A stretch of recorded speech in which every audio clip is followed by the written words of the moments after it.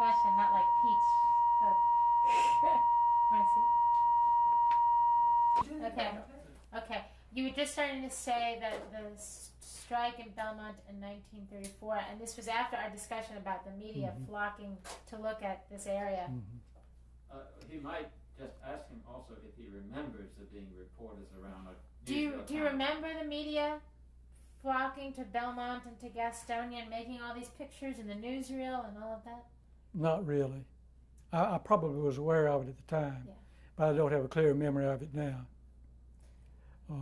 Actually, I think that the labor strife in Belmont has probably been exaggerated in the national mind, if you please, because of the death that took place. Actually, the strife, or if we might call it that, in Belmont was relatively mild as compared to what had taken place in Gastonia a few years before, and probably took place in a lot of other places. I think it was just this one sad incident that made Belmont seem to be a point of intensive activity. Ask about Honeypath. Are you aware of just around the same period of time in Honeypath, South Carolina, there was also an incident similar to this? I'm aware of it, but I don't know anything about it. I'd hesitate to comment on that. Okay. It just didn't echo. In some communities, it hit the papers and everybody got terribly worried because it was 7 deaths. It was a big funeral. Oh yeah, I'm sure it was did here, but I've forgotten it. Okay, that's okay. You don't. Look at some of these. They're kind of in order.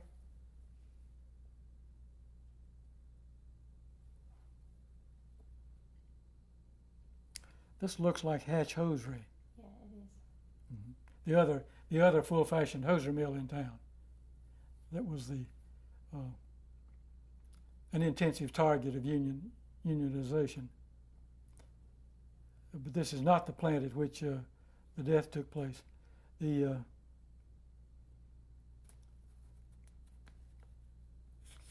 Shall I look at other pictures? Sure, go through it. The tents of the National Guard I had forgotten. But of course, obviously, they had to have some place to live while they were in the vicinity. I'm not sure I recognize this scene, but it looks like it's an extension of the first picture.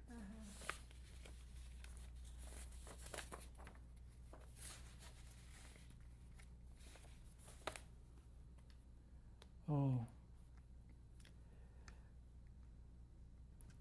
This is a picture in front of Knit Products on Catawba Street, I believe. This is where the sad incident we were talking about took place. I don't know what was going on at this particular time with all the people facing outward. They must have been posing for the cameraman. Let's see. I think. Oh, that's when they're pointing fingers? Yes, and they're looking away from the plant, generally. Mm-hmm. You know what I think they're doing? Jamie, do you want to stop this? Or I'm just trying to keep it slow and consistent here. Okay. I think that what they're trying to do, they're charging scab to the people that went in. I think, probably. Mm-hmm. Do you recall the exchanges between the workers that were going in and the people that were trying to get them to come out? No, I really don't. So I couldn't give you any words that would lend color to the picture. Okay. But this does look like what I saw. I think these pictures were probably taken in the daytime. The same sort of crowds appeared there at night, and they weren't as well behaved at night as they were in the daytime. That's, as I recall, that's when the death occurred at night.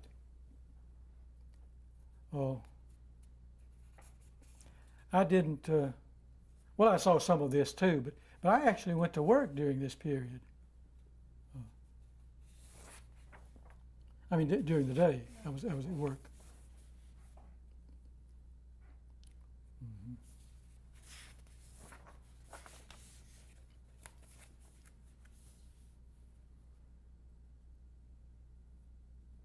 Mm-hmm.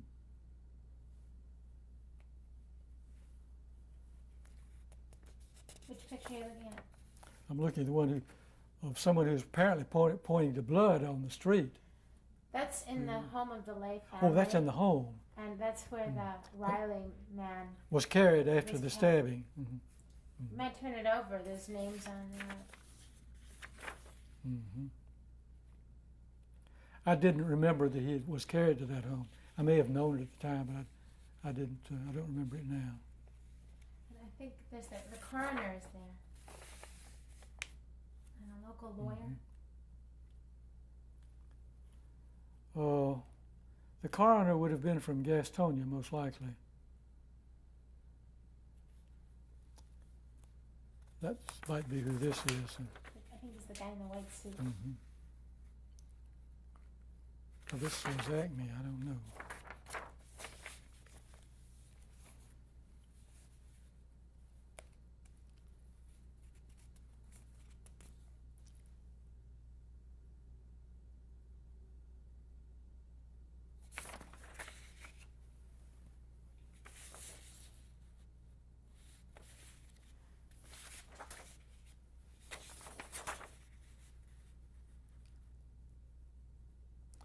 This picture surprises me a bit. I don't remember this scene. Can you? That's the funeral of the man, Oh, I see. Riley. Yeah, people probably came from everywhere. Did you hear anything about? Do you recall hearing about the funeral or how it was honored? What happened? Who came there? No, I don't. I don't remember anything about that.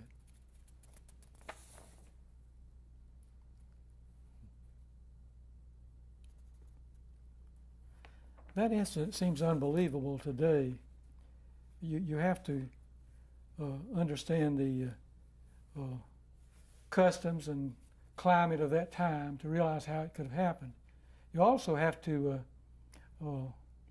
make allowance for the probable lack of training of National Guardsmen.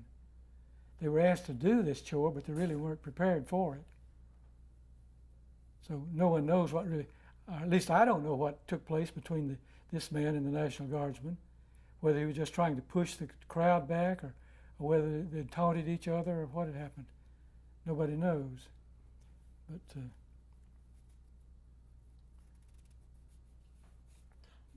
Okay, I think, Judy? Yep. I think we...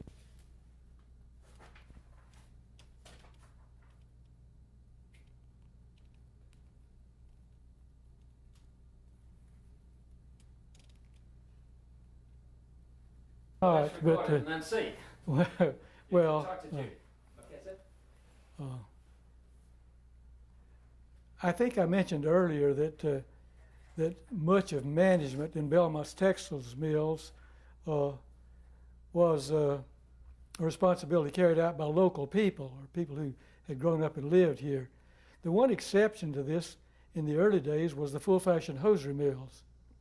While there was ownership interest in those mills, the management and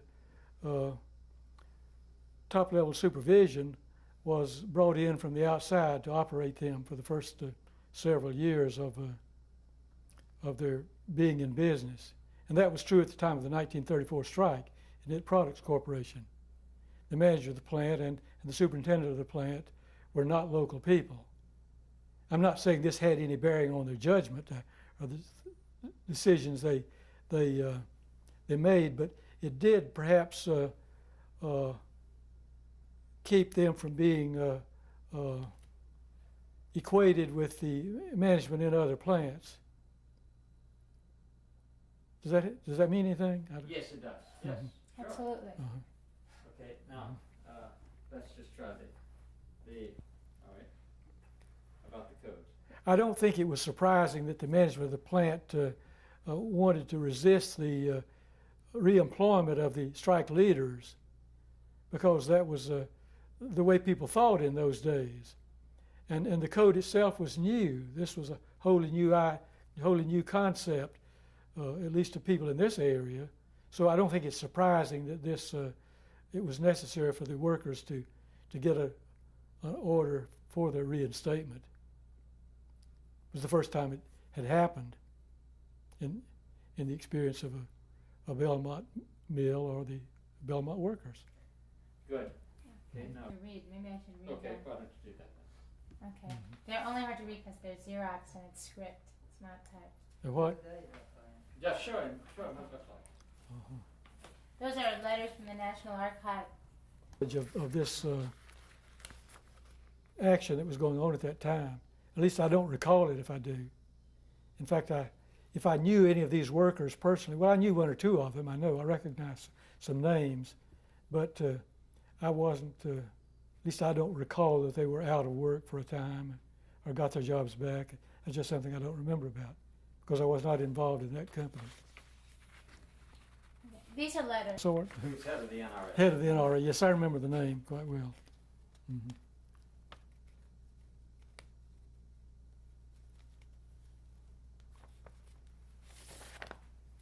Oh. Well, is there anything strange about this exchange of correspondence? Isn't that what you would expect? It triggers any memories or anything. We'd just like to have your reaction to them. Oh.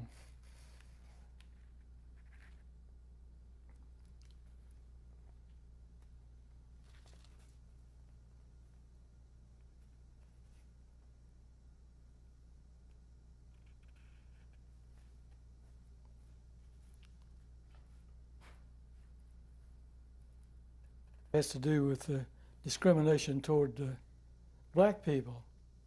Of course, very few black people were employed in the textile mills then. So I couldn't say about that. My recollection is, at least in my limited experience, that those who did get jobs were paid comparably with white people doing similar work.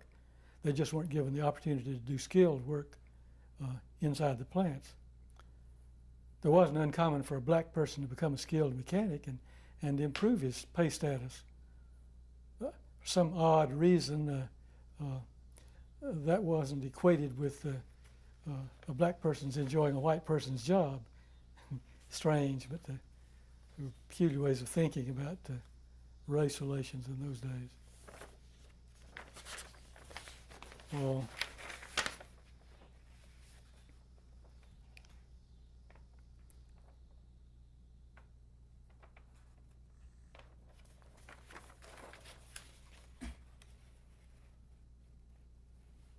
the code did restrain operations to 80 hours a week at one point. I'd forgotten that. Somehow that rings a bell.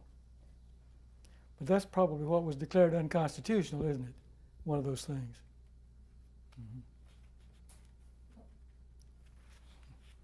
I'm surprised. I didn't. I don't know what went on in that area within the mills. I'm sure they wouldn't have talked about it if any of them had exceeded the limits of the code. I think your statement about the unfamiliarity of the code and earlier would cover just that as well. Probably. So I think, okay, Judy. Yeah. One of the things I remember is a bit amusing to me is that when the newspapers headlined one morning that the court had declared unconstitutional some act of agricultural... Sorry, could you start that again and said the NRA unconstitutional? Well, yes, but I think this was a succeeding action when the act affecting agriculture was declared unconstitutional. Someone I worked with said, well, I am really dismayed because I'd always thought if things got bad enough in industry, I could go back to the farm.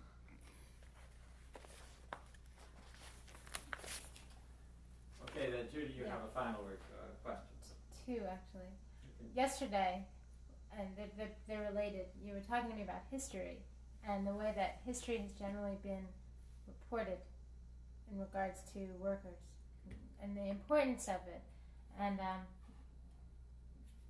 so I'm wondering if you could talk to me a little bit again about that.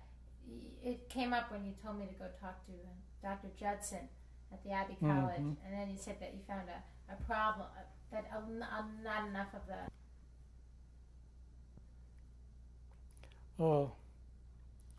people in the field of sociology have been to Belmont and done interviews and made inquiries. My impression has been that these inquiries are almost invariably from the point of view of the worker.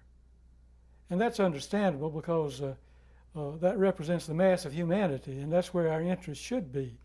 What I think the people with a sociological bent often overlook is that the fortunes of the worker are inevitably intertwined with the success of the businesses.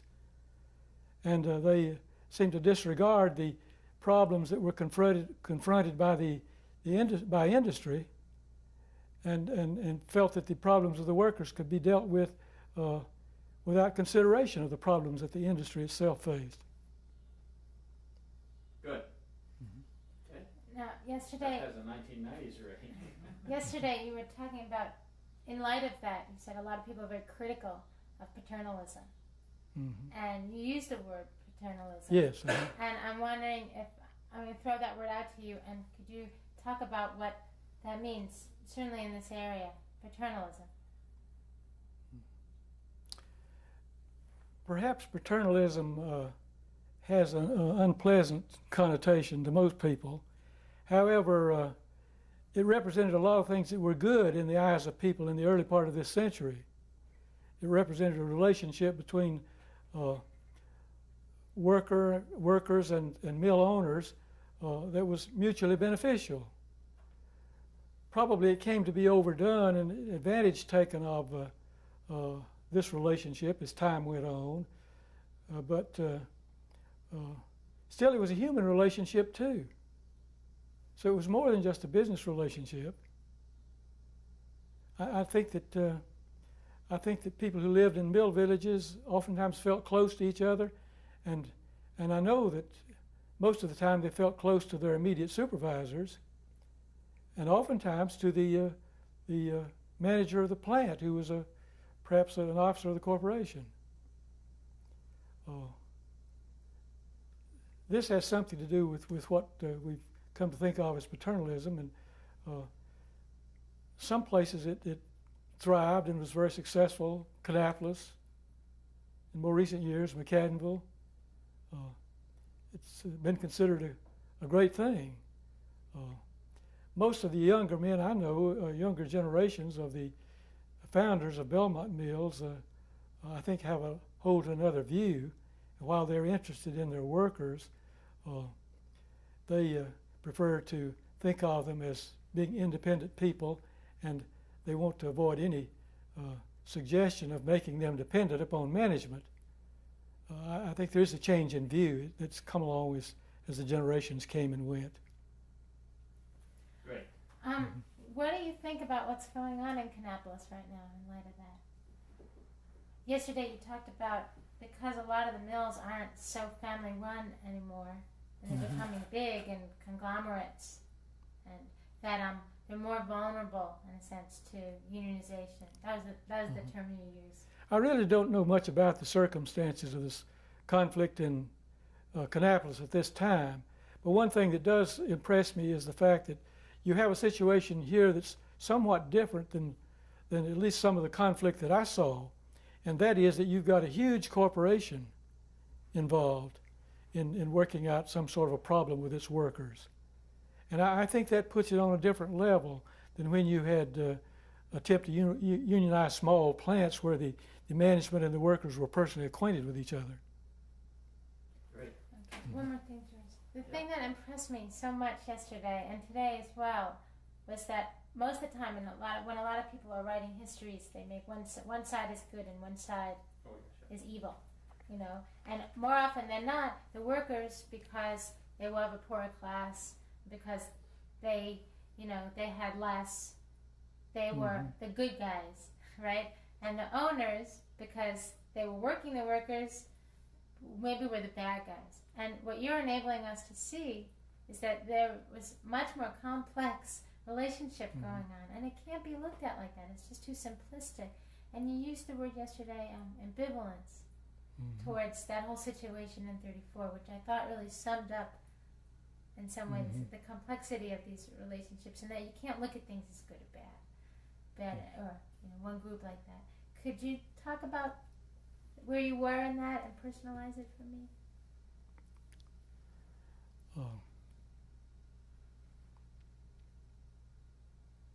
In making studies of this kind, and I hope this thought will find its way somehow into what you're doing, is that it's easy to come to the study with a predetermined impression about what's good and what's bad. It's easy, I say this, because the obvious benefits to people are there. What we often overlook is the underlying effects of things, indirect influences. And it can get very complicated. So it's really not, I wouldn't say just not fair, it just isn't correct to assume that all the right decisions are on one side and the wrong decisions are all on the other side. Generally, they're quite intertwined. In my own experience in living through and viewing some of these situations, I oftentimes had an ambivalent view of the situation. I could see problems on both sides, and the difficulty that people had to face and still have to face is how do you reconcile these differences? How did they in Belmont, for instance, in the cotton mill villages in the Piedmont area? I think we're still in that undertaking. It's something we have to live with and grow with, hopefully. I'm sorry, could you say that again and say what the situation is? So we could use that just as a little chunk, okay?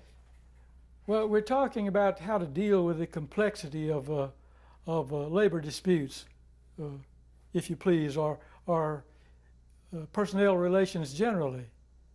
And the problem is that what seems good for one side is oftentimes assumed to be bad for the other side, and vice versa. But it isn't always that simple.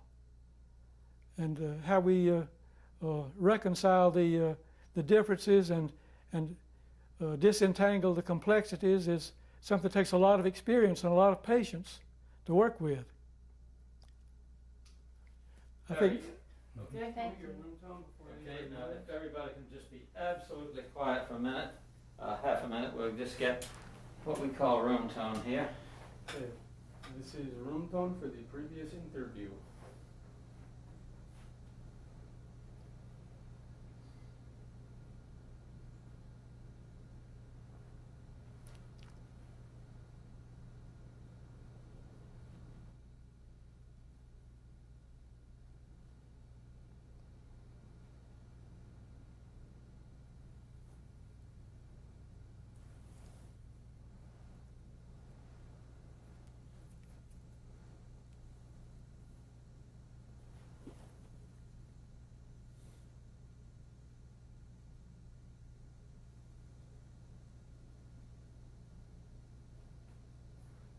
Just have cicada in there. Okay, wait, you know what? I just remembered one thing. No, where are they filming? That beautiful photograph that you showed me yesterday of you Oh, and yes, all the workers. Jamie, we want If I to go take a picture of this if I photograph. go get it and you sat it on your lap, maybe you could just say. A lot of familiar faces there whose names I couldn't recall, but that's not just the passage of time, it's the fading of the cerebellum too.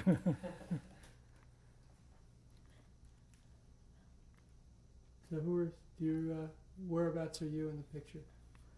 I'm right here. You want me to do that?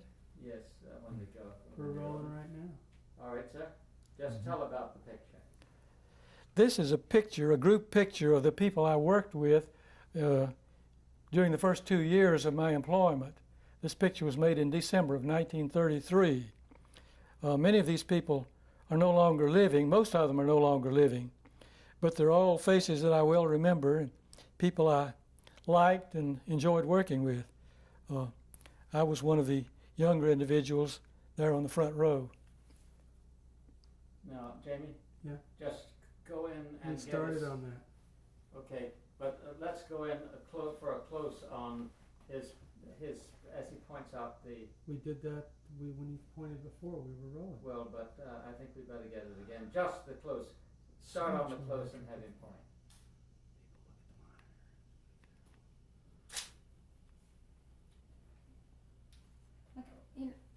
No, you want to be in close.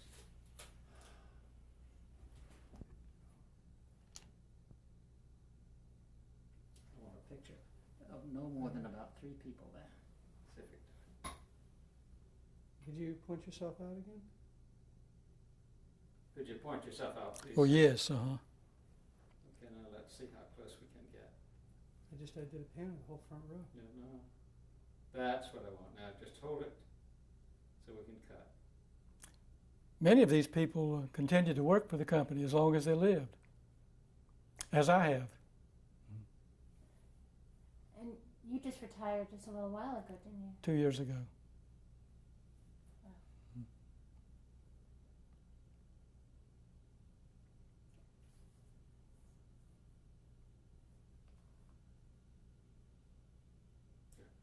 Okay?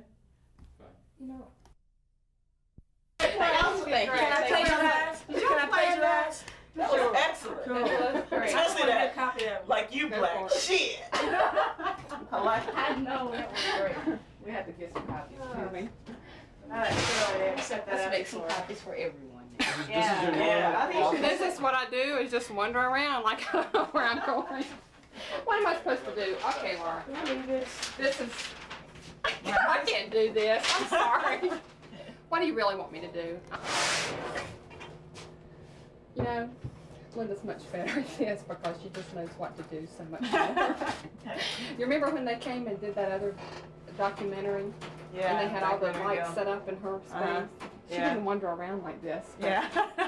Oh, it reminds me of when are you keeping Yes, the just sound? Okay. talk about your meeting. Okay. Yeah, what is this right here? Well, we gotta have this office cleaned up by tomorrow, and I don't know.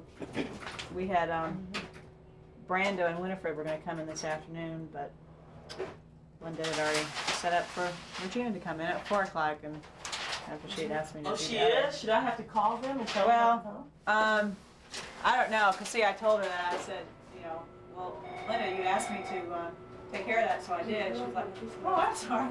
Anyway, Because there's like not a phone there. yeah, I know. And it's like, And I told her that. She said that she's gonna go ahead and have her come in, and then cause she can do a lot of the other stuff. okay, and maybe they'll just do the floors? Yeah, or help her with the floor. She can, Okay. Because I can call them, because I mean, they'll be bummed to try to get up the money to get the gas to drive 45 miles, an hour and a half round trip for, She's been in cleaning supplies now. Yeah, you know. She was going by Walmart to get some because they had a bunch on sale. so I can get a message to them, because if they do all that, and all they do is make their I tell them I'm real sorry. gas but, money, You know. I'll try to see if I can get a, I mean, there's not a guarantee I can get a Yeah. message to anybody, but I should try. Yeah, try, Yeah, try and to then do that that. may be helpful if we Okay. do that. But I also have like a couple of meetings coming up next week with for the membership conference at 7 o'clock in Laurinburg. So I don't know if you'd be able to make that one. I'll probably be leaving here about, I don't know, 5. How long does it take to get to Laurinburg? I might actually get to do that. I'll Really? have to find out though, because I'm not Okay. sure when registration is for school. Okay, and then 7 on Wednesday, and then I've got one at Monroe on Thursday, and Southern Pines on Wednesday of next week, or the following week. So, oh, and also I talked with George about doing the Literacy South thing. This is for real. About Oh, so you're going to make that trip? yeah, I'd like to do that because then so that Richard and Mrs. Roseman could have someone go with them, That's and because that sounds really because there's a possibility I'll be able to take on that the literacy stuff We need to talk a about little that. bit later. how we're You gonna- know. I'd like to work together with you and me and George, so, like this Saturday, I think it's, let's see. I'm not sure if it's the 31st or when, but I'm not going to be able to go to that. Yeah, that's the because I one. have my- Yeah. Hang up, I'm just. Well, that's okay. Just a moment. Wait, what? There. Okay. Hello, Be My Peace Project. This is she. Hi, how are you? Yeah, the meeting is going to be on October the 12th and we're gonna rent some vans. And what I want to do is see if you will mind volunteering to drive one of them. It's possible? Well, why don't we have a deadline for Friday for you to confirm? Because what I want to do is to get this phase of the process out of the way, and if you can't drive or won't be in town, then I need to go ahead and get someone else to do that. All right, thanks, Richard. I appreciate you calling me back. Bye-bye.